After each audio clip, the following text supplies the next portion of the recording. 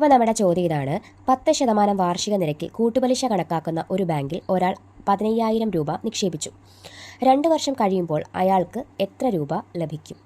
അപ്പോൾ നമുക്കിത് സാധാരണ ഇക്വേഷൻ വെച്ചിട്ടൊക്കെ ചെയ്യാം. നമുക്കിത് പാസ്കൽസ് ട്രയാങ്കിൾ വെച്ചിട്ട് പെട്ടെന്ന് കണ്ടുപിടിക്കാനായിട്ട് പറ്റും. അപ്പോൾ നമുക്ക് പാസ്കൽ ട്രയാങ്കിളിനകത്ത് 2 വർഷത്തെ പലിശ അല്ലെങ്കിൽ 2 വർഷത്തെ കൂട്ടുപലിശ കാണാനായിട്ട് നമ്മൾ ഉപയോഗിക്കുന്നത് 1, 2, 1 ആണ്. 2 വർഷത്തെ കാണാനായിട്ട് 1, 2, 1 ആണ് ഉപയോഗിക്കുന്നത്.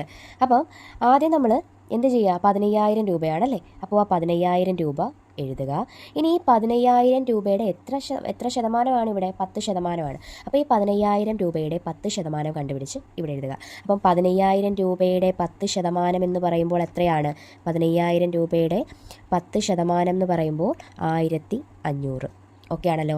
ഇനി അടുത്തത് ഈ 1,500ൻ്റെ 10% കണ്ടുപിടിച്ച് ഇവിടെ എഴുതുക. അപ്പം 1,500ൻ്റെ 10% എന്ന് പറയുന്നത് എത്രയാണ്?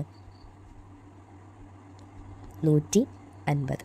ഓക്കെ ആണല്ലോ. ഇനി എങ്ങനെയാണ് എഴുതുന്നത്? 1 × 15,000 എത്ര കിട്ടും? 15,000 പ്ലസ് 2 × 1,500. 2 × 1,500 എന്ന് പറയുമ്പോൾ 3,000 പ്ലസ് 1 × 150. 150. അപ്പോൾ നമുക്ക് ആൻസർ എത്ര കിട്ടും? 0, 5, 1, 5, 6, 7, 8, 8, 1. അപ്പോൾ നമുക്ക് ആൻസർ എത്ര കിട്ടി? 18,150 രൂപ. അപ്പം നമുക്ക് എത്ര രൂപ കിട്ടി? അയാൾക്ക് 18,180 രൂപ ലഭിച്ചു. അപ്പോൾ നമ്മുടെ ആൻസർ ഇതാണ്.